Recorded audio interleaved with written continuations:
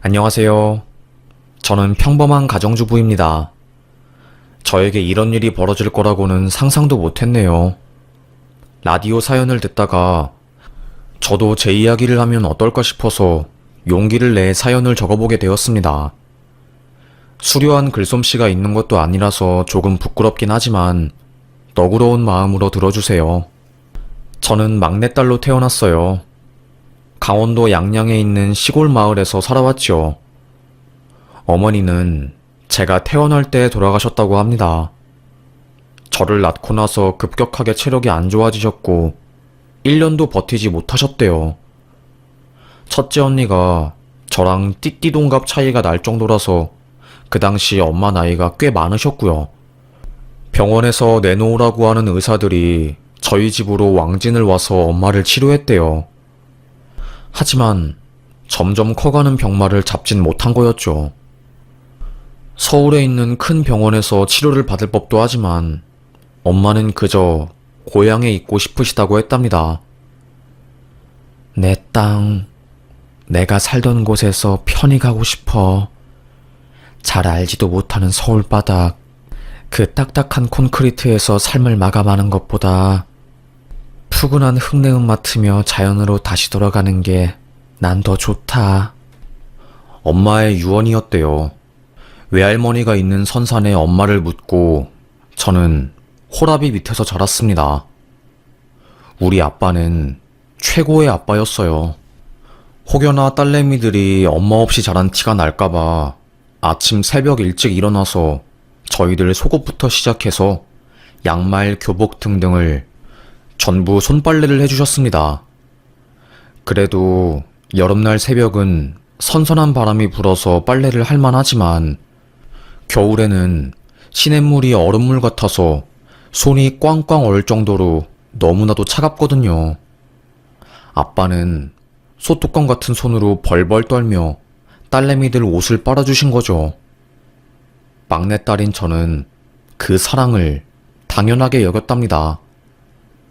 아빠의 희생 덕에 저는 항상 학교에 가면 선생님에게 칭찬을 들었어요. 지숙이는 옷깃이 너무 깨끗하네. 실내화도 항상 하얗게 빨아서 오고.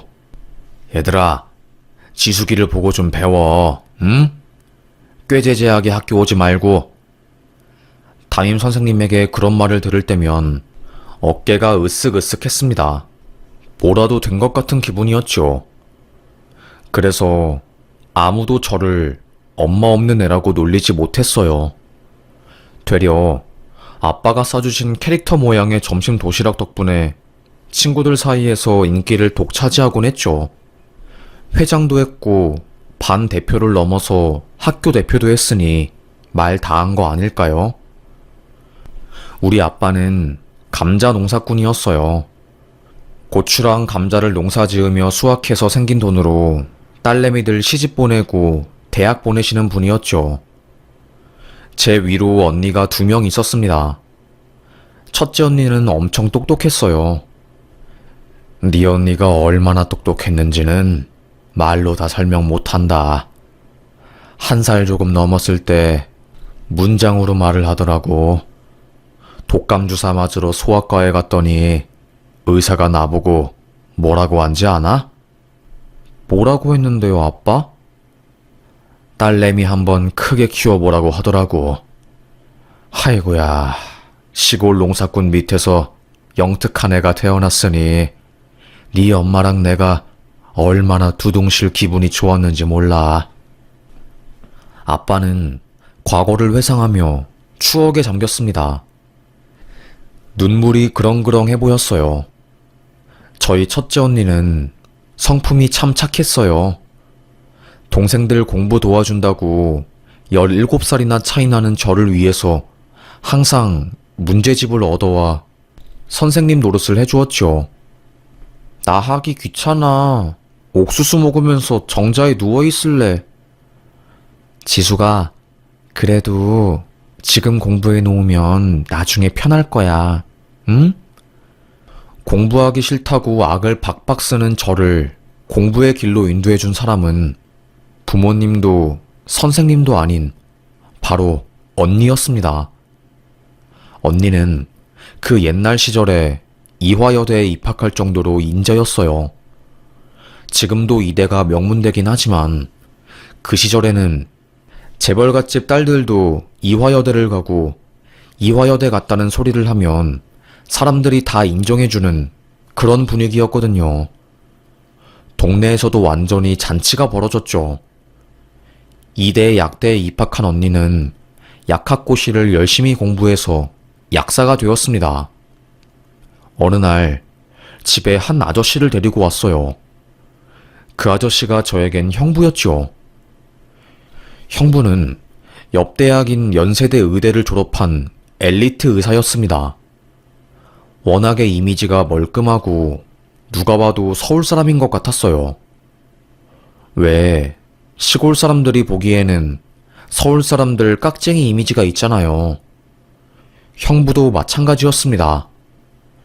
귀공자처럼 생겨서 쓸데없는 말은 하나도 안 할 것처럼 진중해 보였죠. 그래서 아빠도 처음엔 사위가 불편했대요. 그래도 사람이 착해 보이고 건실해 보이니까 결혼을 허락한 건데 일이 터지고야 만 거죠. 언니가 결혼 6년 차였을 때 형부가 바람을 피운 거였습니다. 그것도 언니랑 가장 친한 친구랑요.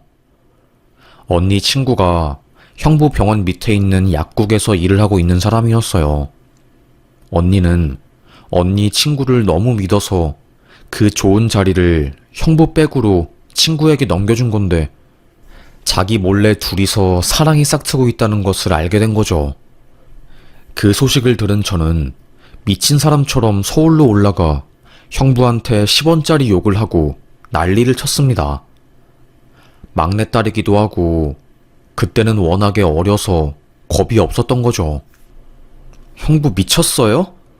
형부가 뭔데 우리 언니를 힘들게 하는데? 그럴 거면 우리 언니랑 왜 결혼했어? 어린 게 뭘 안다고 어따 대고 소리를 질러? 형부는 제 뺨을 때렸습니다. 뺨 맞은 저는 어언이 벙벙해서 아무 말도 하지 못했어요.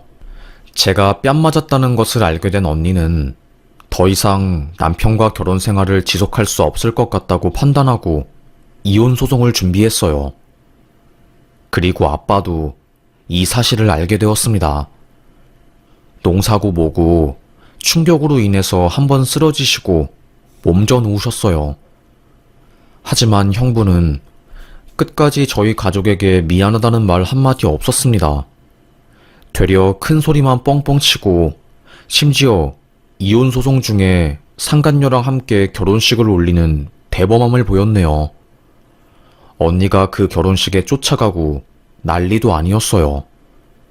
결국 언니는 이혼하긴 했지만 우울증이 심하게 왔고 3년 정도 마음고생을 하다가 하늘나라로 가게 되었습니다.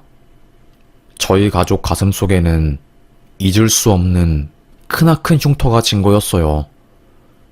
그때 제가 마음먹은 게 나는 절대로 결혼하지 말아야지 였습니다. 형부는 우리 아빠 앞에서 정말 착하고 성실하고 장인어른을 끔찍하게 챙기는 사위였거든요.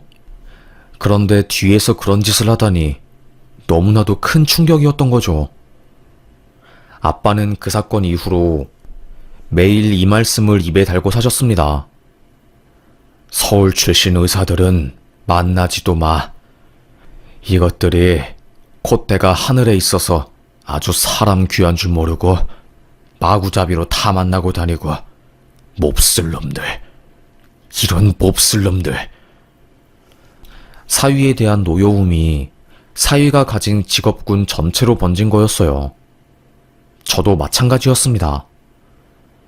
의사들은 다 그런 건가 봐. 더럽게 논다더니 죄 없는 우리 언니만 상처받고 일찍 세상 떠났네.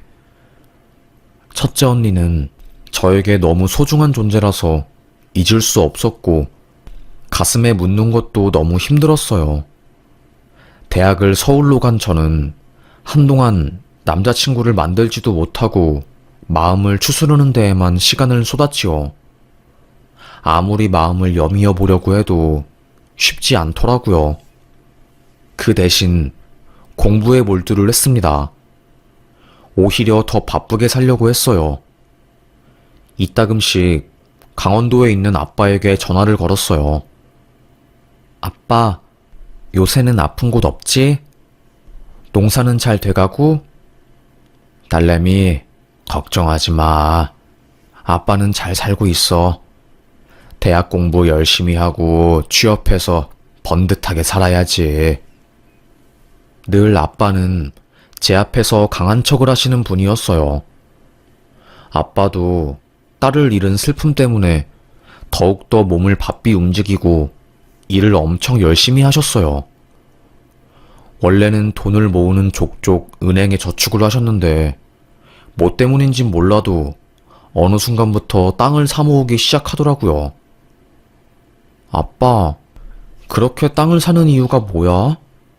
강원도 땅이 뭐 투자 가치가 있나?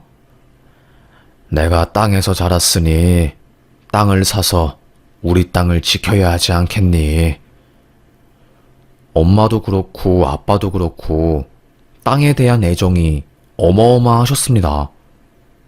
그리고 친할아버지가 돌아가시면서 강원도 속초에 있는 땅 수만 평을 증여받게 되었어요. 그 일을 계기로 더더욱 땅을 사모으셨나 봐요. 마구잡이로 강원도 땅을 사들여서 높은 건물을 짓고 이익을 편취하려는 건설사가 싫으셨대요. 나라도 고향인 강원도 땅과 경치를 지켜야겠다고 생각한 거죠. 강원도 해안가 쪽에는 소나무길이 유명하거든요. 그런데 얼마 전에 건설사가 그 땅을 사서 아파트 짓는다고 수십, 수백 년짜리 소나무를 다 잘라버려서 그걸 보고 엄청 분노하셨거든요. 하여튼 간에 아빠는 땅을 모으셨습니다. 저는 그 사이에 열심히 공부를 해서 대학원 석박사까지 끝냈고요. 박사는 원래 한 5년 정도 걸리는 과정이었어요.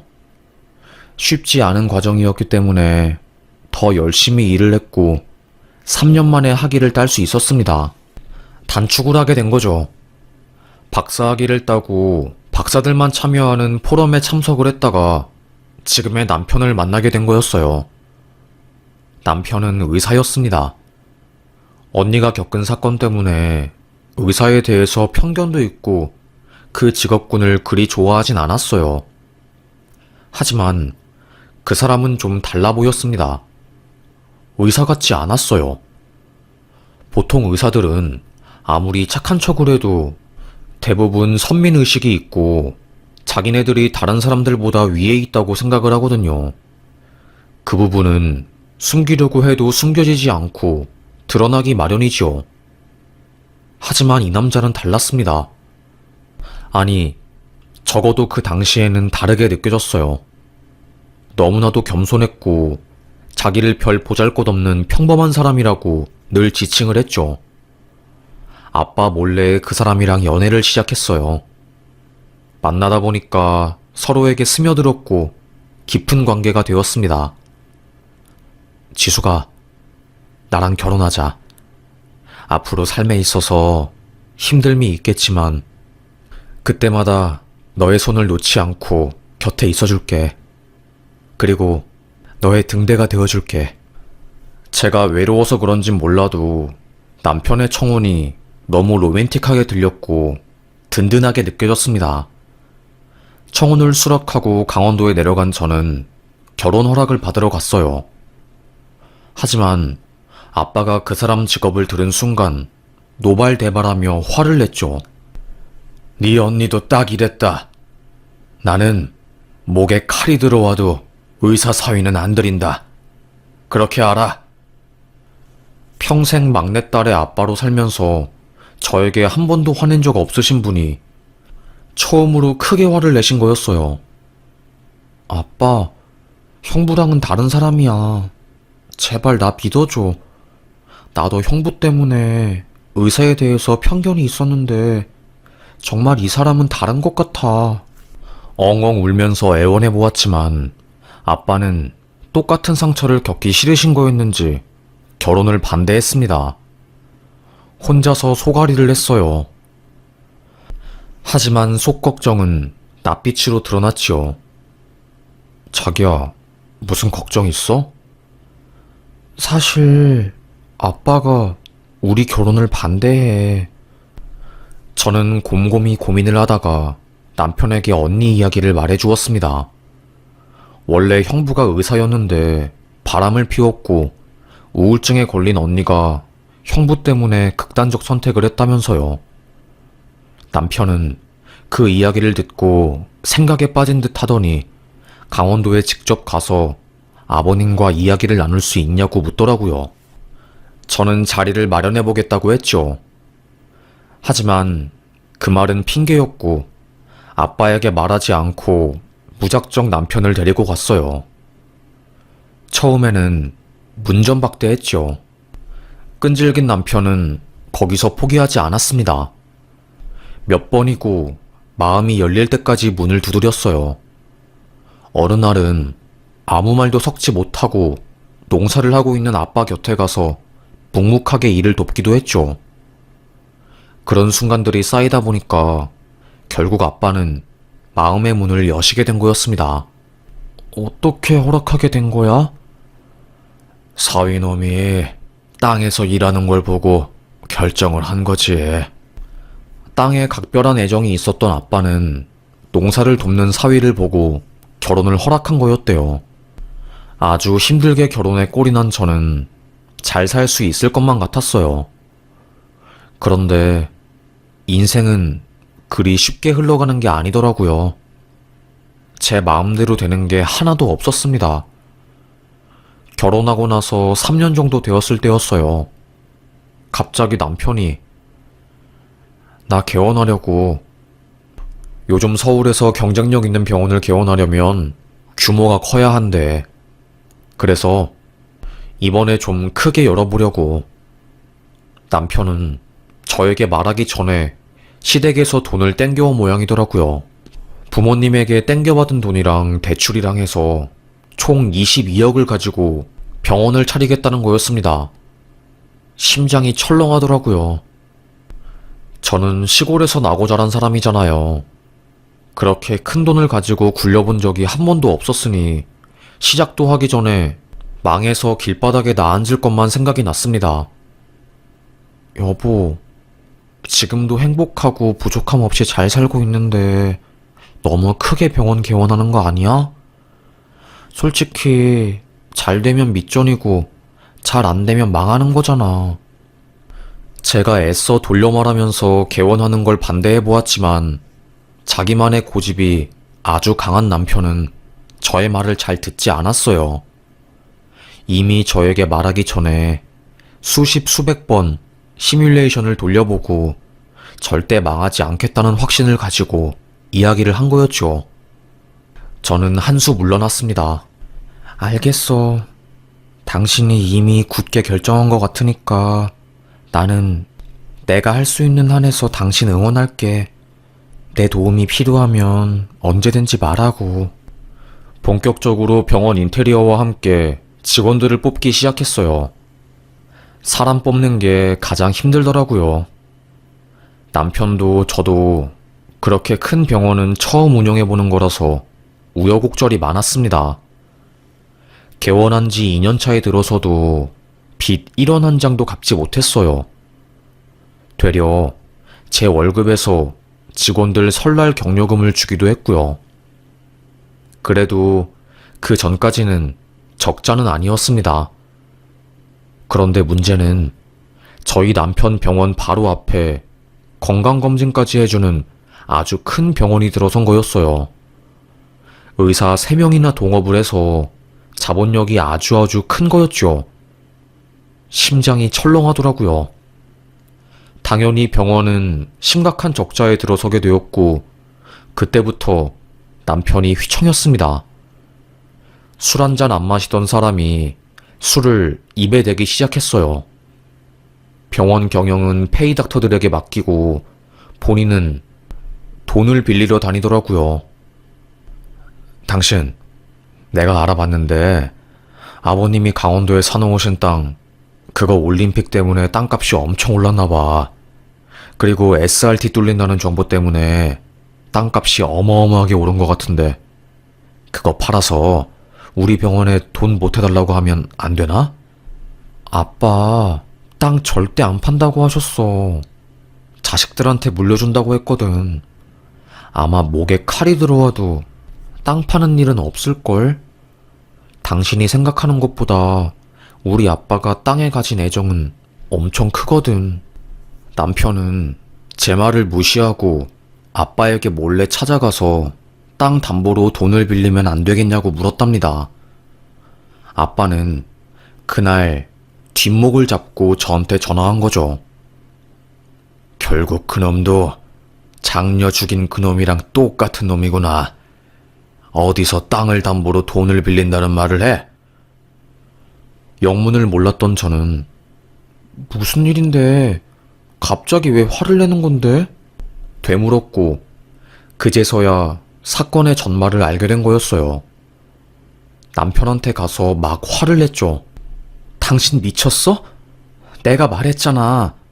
우리 아빠 땅 관련해서는 되게 엄하다고. 안 그래도 아빠 혈압 때문에 몸 안 좋은데 왜 그런 짓을 해? 나한테 말도 없이 진짜. 미치겠네. 앞으로 절대 땅 이야기 꺼내지 마. 문제는 그날 이후로 아빠가 충격을 많이 받으신 건지 건강이 안 좋아지셨어요. 그리고 얼마 뒤 동네 이장님께서 전화가 왔습니다. 지수가, 네 아빠가 아픈 건 알고 서울에 있는 거요? 아빠가 치매 증상을 보여서 동네 사람들이 아빠를 모시고 강릉에 있는 세브란스에 갔대요. 거기서 치매 초기 증상을 받은 거였답니다. 딸내미 걱정시키기 싫으니까 절대 말하지 말라고 했는데 이장님이 안 되겠다 싶어서 저한테 전화한 거였죠. 어릴 때부터 본 사이였으니까요. 놀란 저는 바로 강원도로 내려가서 아빠와 함께 정밀 검사를 받았습니다. 몸에 지병도 있었고 폐 관련 질환도 있는 상황이었어요. 눈물만 나더라고요. 아빠, 고집 부리지 말고 서울에서 치료받자. 제발. 하지만 아빠는 됐다고, 내 땅에서 죽어도 안 떠난다고 성질을 부렸습니다. 엄마도 서울에서 치료받지 않을 거라고 하다가 돌아가신 거였는데 두 번 다시 그 상황을 반복하기 싫었어요. 하지만 아빠의 고집을 꺾을 수는 없었지요. 대신 제가 일주일에 한 번씩 강원도에 내려가서 아빠를 보고 왔습니다. 어느 순간부터 아빠의 치매 증상은 극심해졌고 겨울날 씨감자 보관하는 창고에 갔다가 크게 감기에 걸린 이후부터 폐질환이 심해져서 반드시 입원을 해야 하는 상황이 왔어요. 직장 쪽에 암도 발견되어서 바로 남편을 통해서 큰 병원에 입원했죠.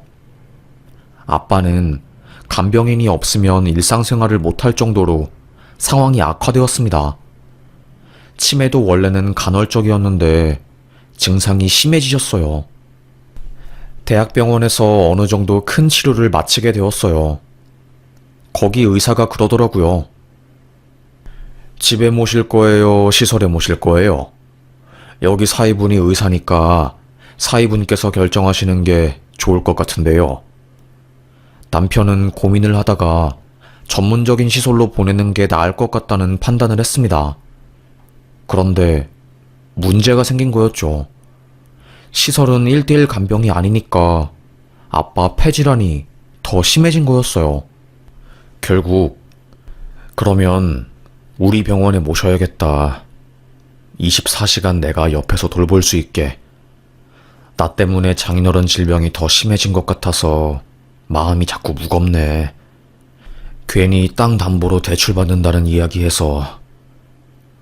저는 남편에게 고마웠어요. 아무리 그래도 장인어른을 본인 병원에 모신 후에 챙기는 게 쉬운 일은 아니잖아요. 남편은 병원비 때문에 거의 매일 병원에서 살았습니다. 집에 잘 들어오지도 않았어요. 저는 남편 덕분에 아빠에 대한 걱정을 조금은 덜 수 있었죠. 그리고 하필 상황이 겹쳐서 제가 지방으로 계속 출장을 가야 하는 상황이라 아빠를 돌볼 수 없었어요. 그래서 더 남편에게 고마웠죠. 오랜만에 아빠를 보러 남편의 병원에 갔는데 아빠가 저를 보자마자 비정상적으로 발작을 일으키는 겁니다. 그 눈빛이 마치 저를 보고 살려달라는 눈빛 같았어요. 저도 모르게 눈물이 나더라고요. 남편은 흥분도가 심해서 발작하는 거라고 진정제 주사를 놨습니다. 그날 너무 심란했어요. 부산에 있는 둘째 언니에게 전화를 걸어 자초지종을 이야기했어요. 언니도 며칠 전에 아빠를 보러 따로 서울에 올라왔는데 그날도 언니를 보자마자 발작을 일으켰대요. 그리고 막 꺽꺽대면서 무슨 말을 하려고 팔을 들어 올려 좀비처럼 앞으로 나아가려고 했다고 하는데 언니도 그게 너무 마음에 걸렸답니다. 마치 아빠가 나를 보고 살려달라고 애원하는 것 같았어. 언니랑 상의한 저는 간호사가 아빠를 괴롭히는 걸 수도 있다며 작은 초소형 녹음기를 아빠의 침대 밑에 붙여놓기로 했어요. 그리고 다시 지방으로 갔다가 서울로 올라온 저는 아빠 병원에 바로 달려갔죠. 아빠를 보자마자 꼭 안아주었습니다. 아빠는 저를 안은 채로 놓아주려고 하지 않았어요. 조심스럽게 아빠의 품에서 나와 녹음기를 들고 집으로 갔습니다. 그리고 그걸 튼 순간 저는 입을 다물지 못했어요. 뭐라고 표현해야 할지는 모르겠는데 피가 거꾸로 솟는 느낌이었습니다. 충격을 크게 받으면 사람은 아무것도 못하게 되더라고요. 제가 딱 그랬습니다. 시골 사람이라 그런가 목숨도 징하네. 폐렴약도 일부러 안 먹여, 치매약도 안 먹여. 그런데 왜 이렇게 오래 버티는 거야? 네가 죽어야지 내가 땅을 팔지. 남편의 말이었어요. 알고 보니 남편 놈은 병원 빚 때문에 우리 아버지를 모신 거였습니다. 자기가 모신 후 돌보지도 않고 되려 빨리 죽을 수 있는 방법을 도모한 거죠. 아빠가 죽어야지 땅을 물려받고 저를 꼬셔서 그 땅을 팔려고 했나 봐요. 땅을 팔면 수십억을 손에 쥘 수 있으니까요. 녹음기에는 남편이 아빠를 때리는 소리도 들렸습니다. 죽어. 제발 곱게 죽어라. 너무 끔찍해서 중간에 듣다가 껐습니다. 그리고 바로 부산행 기차를 끊었어요. 뒤도 안 돌아보고 둘째 언니가 있는 집에 간 저는 밤 10시가 다 된 시간에 언니 집 문을 두드렸습니다. 언니 얼굴을 보자마자 대성통곡을 했어요. 어린아이처럼 어깨를 들썩이며 울었죠. 언니는 무슨 일이냐고 물었습니다. 너 왜 그래? 무슨 일이야? 언니, 나 아빠 말 들을 걸 그랬나봐. 그놈이랑 결혼하지 말 걸 그랬나봐. 아빠는 다 알고 있었어. 내가 그놈이랑 결혼하면 첫째 언니 꼴 날 수도 있었다는 걸. 둘째 언니는 침착하고 천천히 이야기를 해보라고 했어요. 이거 그때 그 녹음기야. 나는 너무 끔찍해서 끝까지 못 들었거든? 언니가 나보다 강하니까 나 대신해서 이거 끝까지 들어봐. 그때 방에 있던 형부가 나와서 무슨 일이냐고 물었어요. 저와 언니는 조심스럽게 그간의 이야기를 들려주었고 저와 언니를 대신해서 형부가 녹음기의 원본을 서기로 작성해서 종이로 뽑았습니다. 그리고 그걸 전부 다 확인한 저희는 경악을 금치 못했어요. 그러게 아버님, 제가 좋게 말할 때 땅 담보로 돈 빌려주셨으면 이런 일도 없었을 거 아니에요. 어차피 치매 걸리고 폐도 안 좋은 마당에 뭐가 그리 미련이 남았다고 땅 가지고 징징대고 그래요. 네? 그 뒤에 들려오는 퍽퍽 때리는 소리. 저랑 언니는 숨죽여 울었고 형부는 화가 나서 물건을 다 때려 부술 기세로 소리를 질렀어요. 당장 서울 가자. 내가 이놈, 이 개놈 새끼 가만히 안 둬. 저희 둘째 형부는 기독교 집안이었고 직업도 목사였어요. 단 한 번도 욕한 적 없고 정말 착하고 조용히 사는 사람이었거든요. 부산에서 소소하게 사시는 분이 그렇게 화를 낸 모습을 본 건 처음이었습니다.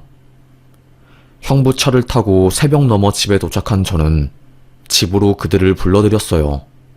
그리고 제 남편은 여전히 병원에 있었죠. 집안을 싹 다 뒤졌습니다. 남편이 그동안 받은 대출 내역 등을 살펴보았어요. 그리고 저는 병원 인권 관련한 장부를 확보했습니다. 직원들에게 싹 전화를 돌려서 혹시 알고 있는 사실이 있냐고 물어볼 계획이었죠. 형부는 일단 아버님을 지금이라도 병원에서 빼내는 게 좋을 것 같다고 했어요. 저는 알겠다고 했고요. 부산 언니를 본 남편은 깜짝 놀라서 아니, 서울에 언제 오셨어요? 눈을 동그랗게 뜨더라고요. 둘째 형부는 왕주먹으로 남편의 얼굴을 내쳤습니다. 인간의 탈을 쓴 짐승 같은 놈. 키 190이 넘는 거구의 남자가 호리호리 젓가락 같은 몸을 가진 남편을 때리니 저 멀리 날아가더라고요. 파르르 떠는 남편의 손을 구둣발로 질끈 밟으며 돈 때문에 장인어른을 괴롭혀? 네가 그러고도 남자야? 네 인생은 이제 끝이야. 다시는 만나지 말자. 저희 자매를 대신해서 남편놈의 얼굴을 떡갈비로 만들어 주었습니다. 피떡갈비요. 언니랑 저는 아빠를 들쳐매고 병원을 나왔고 집으로 갔어요. 그리고 아침이 밝자마자 근처 병원에 전화를 해서 검진을 받았고요. 변호사를 대동해 경찰에 가서 고소장을 썼습니다. 친족 폭행부터 시작해서 온갖 혐의들이 줄줄이 많더라고요. 녹음기가 너무나도 크나큰 도움이 되었어요. 변호사는 아마 혐의를 부인하긴 힘들 겁니다. 그리고 간호사 쪽에서도 증언을 해준다는 분이 나타나서 그리 힘든 싸움이 될 것 같진 않아요. 너무 걱정하지 마세요. 그나마 위로가 되었네요. 아빠의 입안은 다 헐어 있었어요. 남편놈이 아무도 안 볼 때 아빠를 때렸다네요. 그리고 등에 욕창이 가득 생겨 있었습니다. 의료진들 말로는 정말로 의사 사위가 장인을 모셨는데 이렇다고요? 세상에, 아예 방치한 거랑 다를 게 없는데. 다른 병원 의사가 혀를 내두르더라고요. 치매 환자가 걷지 못하는 것도 아닌데 이 정도 욕창이면 평소에는 밧줄로 환자를 꽁꽁 묶어놓은 거라면서요. 가슴이 한 번 더 미어졌습니다. 아빠는 치매가 그리 심한 상황은 아니었어요. 그런데 폐 관련 약 때문에 약을 먹으면 정신이 몽롱해져서 말을 제대로 못하는 부작용이 나타난 거죠. 병원을 바꾸고 집중치료를 하면서 아빠의 건강이 조금씩 돌아왔어요. 치매는 약이 없기 때문에 속도를 조금씩 늦추는 약을 먹었습니다. 병원에 입원하면서도 강원도에 있는 땅을 팔지 말라고 잠꼬대를 하는 아빠를 보며 마음이 아팠습니다. 아빠 손을 꼭 잡으며 아빠, 걱정하지 마. 그 땅은 내가 무슨 일이 있어도 지킬게. 다른 걱정하지 말고 아빠 건강만 생각하자. 그 땅에서 난 농작물로 자식들 다 키우셔서 애착이 남다르셨던 거죠. 남편 농가는 이혼을 하게 되었고 친족 폭행죄 등등으로 그놈은 실형을 받았습니다. 검사 말로는 사실 의사가 실형을 받는 건 정말 힘든데 녹음기부터 시작해서 다른 사람들 증언 덕분에 이런 유의미한 결과가 나올 수 있었다고 하더라고요. 정말 의사 면허는 깡패라는 것을 한 번 더 느꼈습니다. 복역을 하면서 전 남편의 병원은 쫄딱 망하게 되었고 소문이 돌면서 그 병원은 완전히 폐업하게 되었어요. 그 덕에 빚 22억은 전 남편 명의로 전부 넘어갔고요. 아주 쌤통이었습니다. 그리고 저는 일을 접고 양양으로 내려갔어요. 내가 나고 자란 곳으로 다시 돌아갔지요. 아빠와 언니와 함께요. 부산에서 살던 언니도 형부와 의논 끝에 강원도로 올라왔습니다. 형부는 양양 근처에 있는 작은 신학대학에서 강사 일을 맡게 되었고, 언니와 저는 아빠의 밭일을 도와주면서 살고 있네요. 서울에서 의사 사모님으로 살면서 선생님 대접받는 것보다 편한 바지 입고 머리 질끈 묶은 뒤 땅에서 구슬땀 흘리며 사는 게 저에게는 훨씬 더 값지고 행복한 일인 것 같습니다. 이래서 우리 아빠가 땅을 지키려고 했구나 싶더라고요. 추석이나 설에 바리바리 챙겨주시던 농수산물들, 늘 무겁고 귀찮고 처리하기 힘들어서 한사코 거절을 했는데 이제는 그걸 챙겨주시는 부모님들의 마음을 절실하게 알 것 같습니다. 하나하나가 너무나도 소중하고 나의 피땀으로 연그른 것이기 때문에 너무 귀한 거였어요. 그래서 자식처럼 귀한 농수산물들을 정말 귀한 내 친자식들에게 숭덩숭덩 나누어 주신 거였죠. 힘들수록 가장 기본으로, 가장 태초의 상태로 돌아가라는 말이 이제 뭔지 알 것 같습니다. 언니와 함께 아빠를 지키면서 살렵니다. 감사합니다.